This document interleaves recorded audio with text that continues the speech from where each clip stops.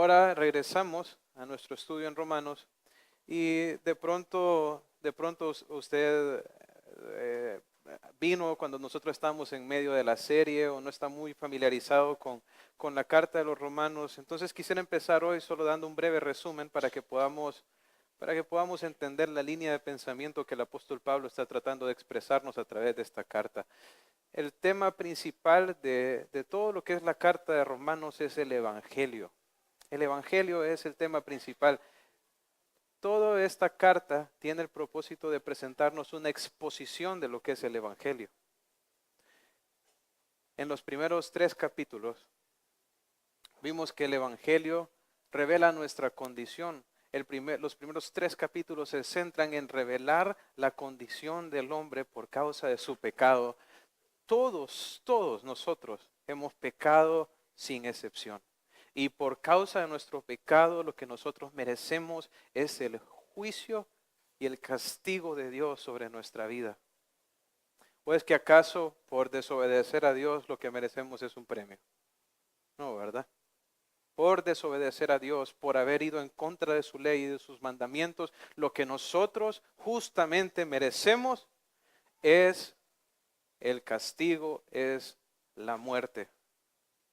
Pero en los siguientes capítulos, el apóstol Pablo pasa a mostrarnos cómo nosotros los pecadores podemos tener perdón de nuestros pecados, cómo nosotros podemos tener justificación, cómo podemos tener vida eterna, y eso es a través de Jesucristo.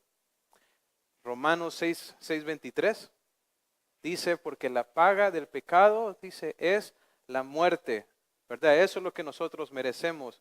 Más la dádiva de Dios, el regalo de Dios es vida eterna en Cristo Jesús, Señor nuestro. Y en Cristo Jesús, a través de la fe en su sangre, nosotros los pecadores podemos tener vida eterna. Pablo luego pasa a mostrarnos la relación que tenemos con la ley y que es imposible que nosotros podamos salvarnos por obedecer la ley o por las buenas obras. Todos hemos pecado y nuestras buenas obras no nos pueden salvar. Esto es posible únicamente a través de Jesús, a través del arrepentimiento y la fe en su sangre.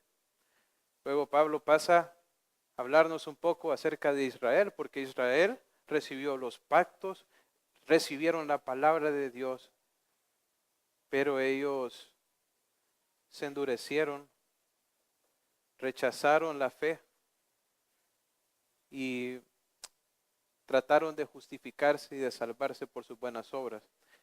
Y ya para terminar el capítulo 10, que fue la última predicación que escuchamos el año pasado con respecto a Romanos, él habla acerca de la condición en que Israel se encuentra como una nación. Quisiera que leyéramos esa porción, el último versículo del capítulo 10 de Romanos. Es Romanos capítulo 10, versículo 21.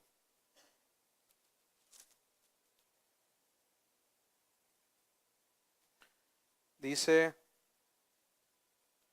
pero acerca de Israel dice, todo el día extendí mis manos a un pueblo rebelde y contradictor.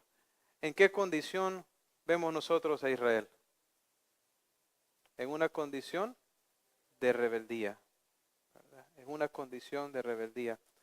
Ahora quiero hacerles una pregunta. ¿Será que ya que Israel quedó en esta condición y ahora nosotros hemos sido incluidos nosotros los que no somos israelitas, que hemos sido incluidos para ser parte del pueblo de Dios, ¿será que Dios ya se olvidó de Israel? ¿Será que Dios no tiene un plan aún para Israel? ¿Qué piensa? Pues Pablo nos va a contestar eso en el capítulo 11. Entonces quisiera invitarles a ir al versículo 1 de Romanos capítulo 11. Digo pues, ¿ha desechado Dios a su pueblo? En ninguna manera, porque también yo soy israelita de la descendencia de Abraham, de la tribu de Benjamín. Entonces Pablo claramente, enfáticamente, él nos hace una pregunta. Ha desechado Dios a su pueblo. Y cuando habla aquí de su pueblo, ¿de qué pueblo está hablando? Está hablando de Israel. No está hablando de la iglesia, hermanos. Hay personas que muchos tratan de decir como que la iglesia es Israel, pero eso no es así. A lo largo de toda la escritura claramente vemos una distinción. Nosotros actualmente somos parte del pueblo de Dios, hemos sido incluidos, somos la iglesia, pero no somos Israel. Cuando me refiero a Israel, me refiero a este pueblo escogido por Dios de la simiente de Abraham, que recibieron los pactos, las promesas, que tienen promesas que es para el presente, pero también para el futuro. Entonces dice, ha desechado Dios a su pueblo, y es que Israel el día de hoy está endurecido hacia el evangelio. ¿Saben? Los israelitas hoy no creen en Jesús. Han rechazado al Mesías. Entonces por eso Pablo dice, ¿será que Dios ya los desechó? ¿Será que Dios ya se olvidó de ellos porque ellos están en esta condición de endurecimiento? Él dice, no. ¿Por qué? ¿Cómo nos lo contesta? Dice, porque yo soy ¿qué? Dice Pablo, soy israelita. Entonces, ¿Pablo era salvo, hermanos? Sí, por supuesto que sí. Era un apóstol de Jesucristo. Ahora, ¿cuál era su ciudadanía? ¿A qué pueblo pertenecía Pablo? Judío. Los discípulos de Jesús que fundaron la iglesia, ¿de qué nacionalidad eran, hermanos? ¿Y los primeros cristianos que fueron la base de la iglesia? Judíos. Entonces, vemos una y otra vez que la iglesia, de hecho al inicio, no estaba conformada por una mayoría gentil, sino que estaba conformada por una mayoría judía. ¿Y quiénes eran estos judíos? Bueno, hombres y mujeres que habían creído en el evangelio y se habían rendido a los pies de Jesús. Entonces, aún en este tiempo en que Israel como nación en general está endurecido, no significa que Dios se ha olvidado de ellos. Dentro de este pueblo endurecido hay algunos de quien Dios ha tenido misericordia, dentro de los cuales estaba Pablo, los primeros creyentes de la iglesia, y no solo eso, hoy en día hay judíos, israelitas que sí se han entregado a Jesús, que han reconocido el señorío de Cristo sobre su vida, ¿verdad? Entonces Dios no se ha olvidado de su pueblo, y esto es bien importante, hermanos. ¿Saben por qué? Porque Dios siempre cumple sus promesas. Si Dios hubiera desechado a su pueblo, si Dios se hubiera olvidado de su pueblo, entonces Dios estaría yendo en contra de sus promesas. Dios no cumpliría cosas que Él prometió. ¿Y Dios hace eso? No. Y eso es bien importante para nosotros, porque ¿qué nos da eso a nosotros?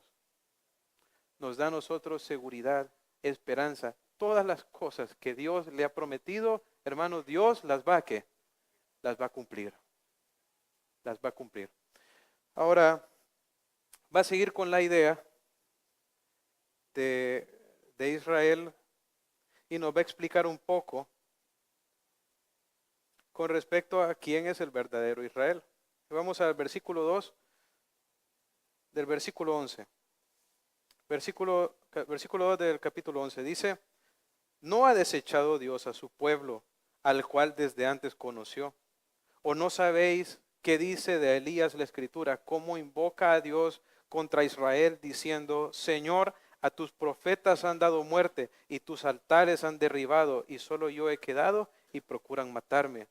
Pero ¿qué le dice la divina respuesta? Me he reservado 7,000 hombres que no han doblado la rodilla delante de Baal. Así también, aún en este tiempo, ha quedado un remanente escogido por gracia. Y si por gracia ya no es por obras, de otra manera la gracia ya no es gracia. Y si por obras ya no es gracia, de otra manera la obra ya no es obra. Y vamos a entender un poco lo que Pablo está tratando de decir aquí.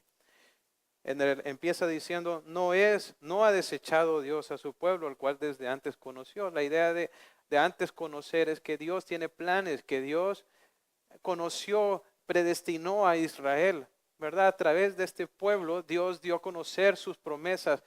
De hecho, Jesús era un descendiente directo de Abraham, ¿verdad? Sabemos que Jesús es el eterno Hijo de Dios, pero para tomar su forma de hombre, él nació ¿en qué nación?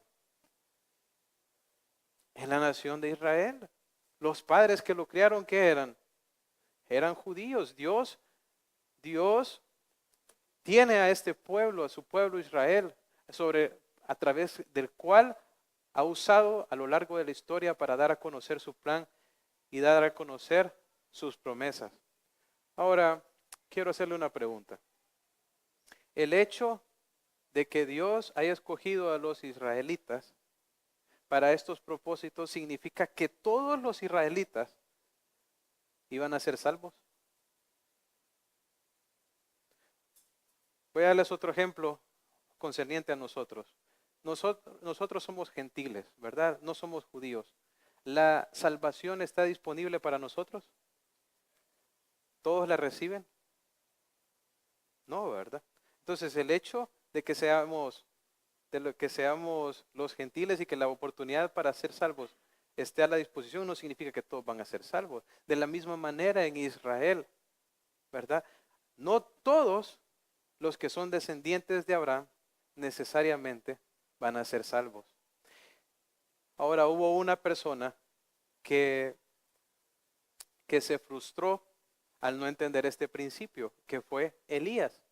Saben, Elías vivió en un tiempo de mucha indiferencia espiritual, de la cantidad de idolatría y contaminación que había en el pueblo no tenía precedentes.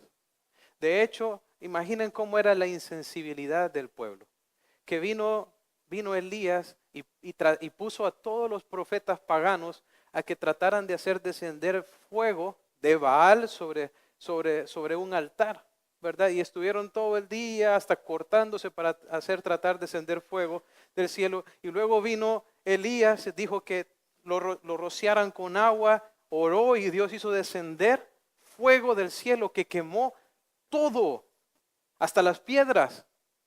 Entonces, ocurre una manifestación evidente del poder de Dios delante del pueblo. Y ese día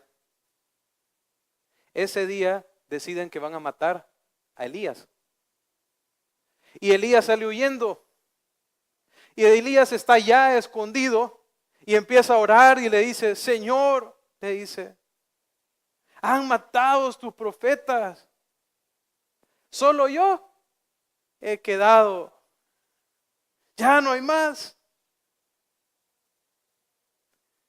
Ahora dice aquí, en este texto, que él invocó a Dios ¿contra quién? Contra Israel. Esta recriminación, ¿contra quién era?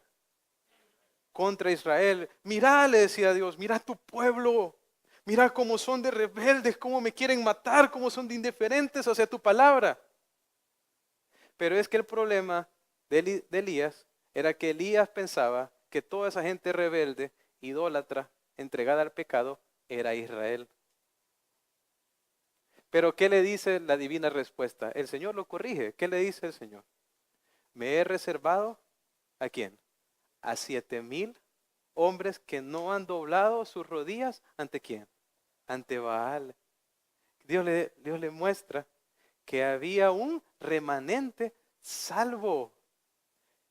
Esta condición de Israel en la cual está actualmente no es algo nuevo, es algo que ha pasado en la historia anteriormente. Ocurrió, de hecho, en los tiempos de Elías, donde la mayoría de la nación estaba endurecida. Pero aún en medio de esa nación endurecida, Dios tenía un remanente salvo. ¿Sabe, hermano? Yo creo que hay un principio para nosotros aquí. El hecho de que nosotros vengamos a la iglesia y nos digamos de que somos cristianos no significa que verdaderamente lo somos. Elías pensó que todo ese pueblo rebelde era el pueblo de Dios, pero no era así. Hoy en día nosotros también pensamos, muchos piensan igual el día de hoy. Dicen, esos cristianos, ¿verdad? Qué gente más más perversa, que no les prestan en los bancos porque no pagan, ¿verdad? Y la gente hoy se llena de ataques, ¿verdad? Contra la iglesia y contra los cristianos. Pero es que ¿sabe qué ha pasado? Que no ha conocido a los verdaderos. Porque el hecho que yo vaya a la iglesia, que yo escuche la palabra de Dios, no me hace un verdadero creyente. ¿Sabe cómo puede saber usted si verdaderamente tiene una relación con Dios? Si su vida ha sido transformada por el poder de Dios. Si usted se ha arrepentido de sus pecados, se ha rendido a Jesús y su vida ahora es un testimonio de esa transformación, de esa realidad de tener a Cristo en su interior. Si usted dice que tiene a Cristo, pero todavía vive en esclavitud de sus pecados, entonces está engañado. Todavía no ha llegado a conocer al Señor de verdad. ¿Sabe por qué, hermano? Porque un árbol bueno, ¿qué tipo de frutos produce? Bueno, si yo soy un árbol bueno, si yo soy un árbol de Dios, ¿qué va a salir de mi vida? Va a salir buen fruto. Pero si lo que yo veo que sale de mí es lo mismo que antes, entonces, ¿hay un problema en dónde? Hay un problema en ese árbol que se cree ser lo que no es. No nos engañemos, ¿verdad? Dios le estaba mostrando a Elías que él tenía un remanente salvo. ¿Saben? Elías pensó que él era el único. Y a veces también nosotros podemos caer en esa posición. A veces cuando vemos nosotros la condición de nuestra sociedad, cuando vemos a nuestro alrededor, cómo la mayoría de las personas están entregadas al robo, a todo tipo a la inmoralidad, al adulterio, entonces a veces nos parece que nosotros somos los únicos, ¿verdad? Ahora, ¿será que somos los únicos nosotros que tienen la verdad, hermanos, y los únicos salvos? No, ¿verdad? El pueblo de Dios es más grande de lo que nosotros nos imaginamos, pero también es más pequeño de lo que nosotros nos imaginamos, porque a veces pensamos que es demasiado grande, pero no. Hay muchos allá afuera que se llaman cristianos, pero que no lo son de verdad. Ahora, esta salvación, este remanente escogido, ¿fue salvo por obras o por gracia? ¿Cómo dice el texto? Dice,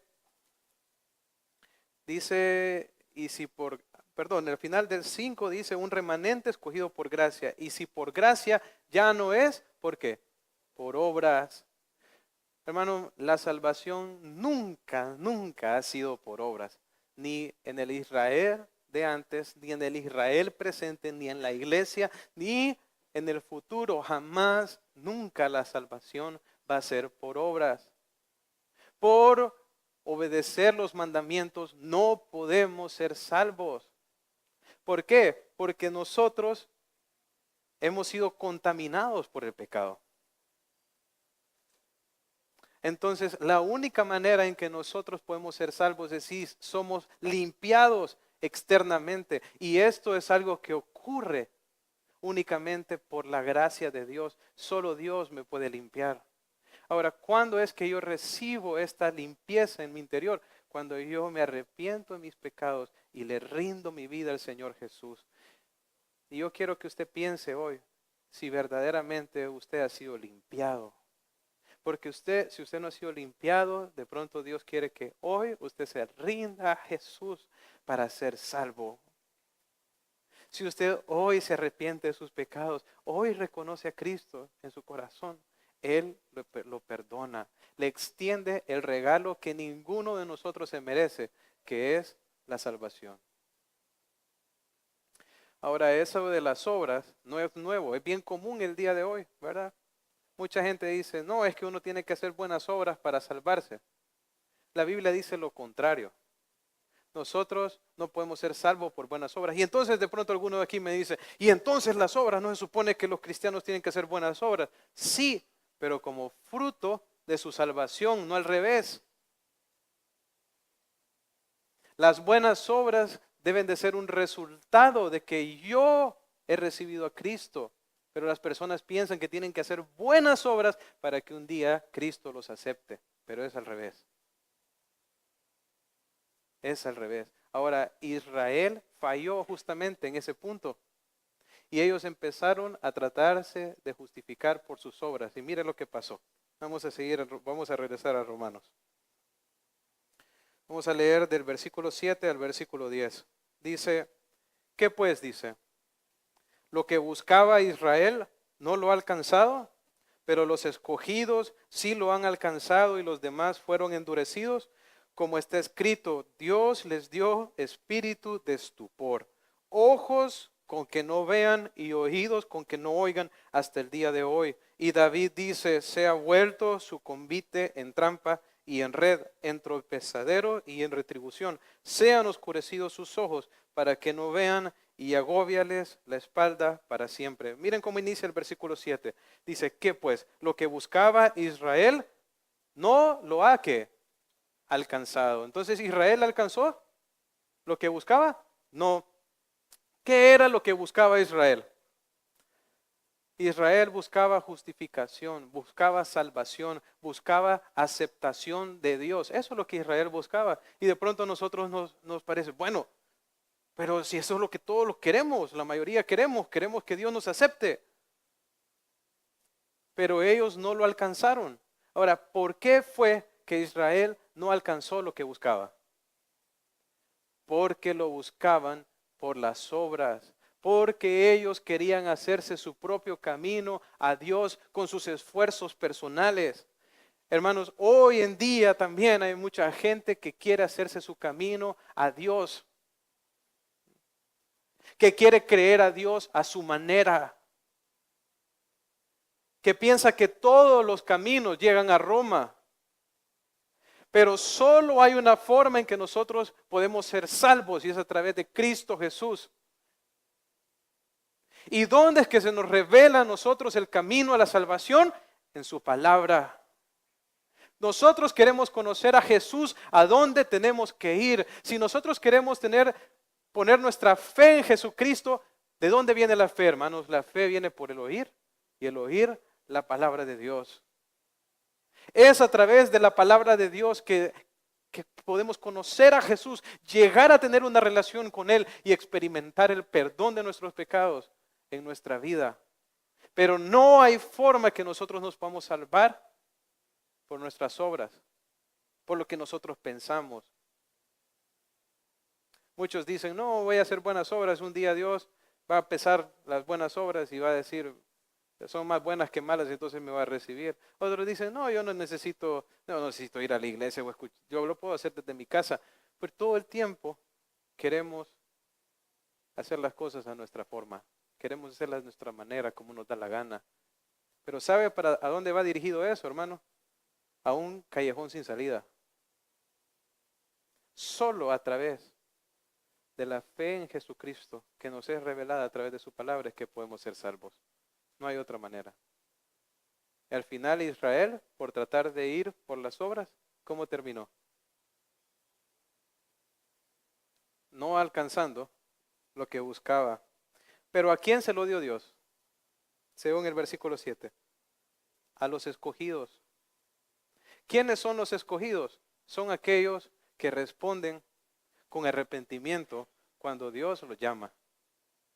Si usted siente hoy que Dios lo está llamando para que se rinda a sus pies, si hoy siente que el Señor está tocando su corazón para que se arrepienta y deje la vida de pecado que está llevando, no sea rebelde, ríndase, entréguese, que esos son los escogidos de Dios. ¿Quiénes son los escogidos? Aquellos que han puesto su fe en Jesús.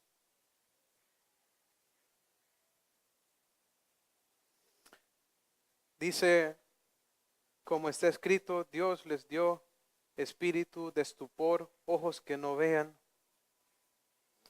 oídos que no oigan hasta el día de hoy. La palabra estupor significa insensible, indiferente.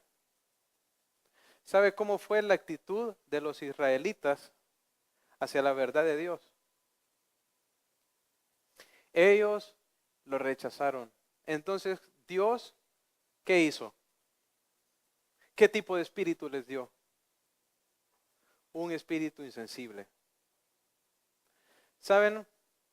Cuando uno es expuesto a la Biblia, a la palabra de Dios, al camino de la salvación, y uno lo rechaza, uno se expone al juicio de Dios y que Dios le dé a usted un corazón duro, que aunque usted escuche miles de veces la palabra de Dios, usted no se entregue ni se rinda. ¿Sabe? El problema de los seres humanos es que pensamos que tenemos el control, como que la salvación es algo que yo controlo, que dicen, no, yo cuando quiera rendirme a Dios, yo lo voy a hacer. Mire, si Dios le está dando la oportunidad hoy, no significa que se la va a dar mañana, porque la salvación no depende de usted, sino depende de Dios. Y si Dios lo llama hoy, usted no sea rebelde. Porque en el caso de Israel, ellos fueron rebeldes, ellos rechazaron. ¿Y qué les dio Dios? Un espíritu duro. A tal punto, hermanos, que Pilato no quería crucificar a Jesús. Bueno, me voy a ir un poco más atrás. ¿Saben ustedes el día que los judíos decidieron matar a Jesús? El día que resucitó a Lázaro. Pilato no quería matar a Jesús porque sabía que era inocente, entonces lo mandó a azotar. Los azotes romanos dejaban a una persona ensangrentada y casi medio muerta. Le habían puesto la corona de espinas. Lo que Pilato quería hacer era mostrar a este hombre inocente en la condición más devastadora para que de pronto los corazones de la gente se enternecieran y ellos no lo quisieran crucificar. ¿Y qué gritaron cuando Pilato les pidió que hacían con este Jesús Nazareno? Crucifícale. ¿Se imagina qué nivel de insensibilidad y dureza?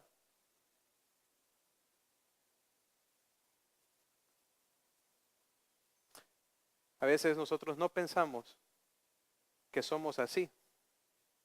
No, decimos, si yo hubiera estado ahí, yo no hubiera dejado que eso pasara. Déjeme decirle, hubiera pasado lo mismo. Lo que usted haga con Jesús hoy va a determinar mucho de su destino. Que no vayamos a ser nosotros como Israel. De hecho, más adelante se nos va a dar una advertencia justamente de ese tipo, de que no seamos soberbios ni altaneros, de pensar que eso no nos puede pasar. Lo que tenemos que hacer nosotros es someternos a la palabra de Dios, rendirnos a Él. ¿Sabe? Esta referencia que se menciona en el versículo 9 y en el versículo 10 dice, sea su convite en trampa y en red, en tropezadero y en retribución.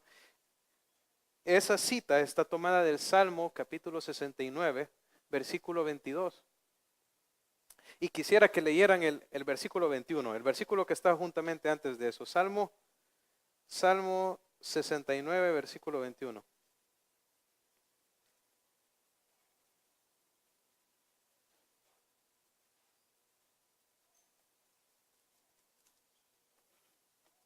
Mire lo que dice.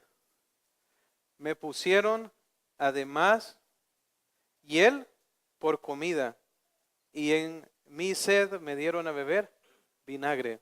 Ok, hermanos, ¿de quién está hablando ese texto? Está hablando de Jesús. Esta es una profecía con respecto a los sufrimientos del Mesías, ¿verdad? Escrita más o menos 1000 años antes de que Jesús naciera. Dice, en mi sed me dieron a beber vinagre. Y mire lo que sigue justamente después. Sea su convite delante de ellos por lazo y lo que es para su bien por tropiezo. ¿Sabe qué es convite? Convite es un manjar. Convite es la mesa servida de todo tipo de suculenta comida. ¿Saben qué era Jesús para Israel? Era el manjar, el Salvador, enviado para su salvación. ¿Pero qué le dieron ellos?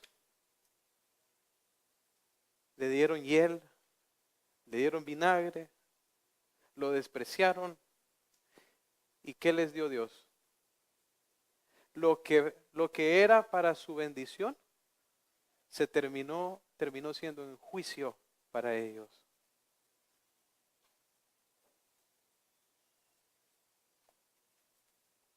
¿Sabe? Jesús nos fue dado para bendición a nosotros también, para salvación, para rescatarnos del poder del pecado, para darnos una vida nueva. El manjar, el manjar está ahí para nosotros. El manjar está ahí para usted, para que lo disfrute, para que pueda venir a la vida, para que pueda conocer a Jesús. Ahora, ¿qué va a hacer? Porque si usted lo rechaza, usted se expone al juicio de Dios y al endurecimiento en el que cayó Israel. Conozco a muchas personas así, que Dios les dio oportunidad y ahora están más duros que lo que nunca estuvieron. Que no nos acontezca eso, hermanos, que nosotros podamos rendirnos al Señor. Vamos a orar.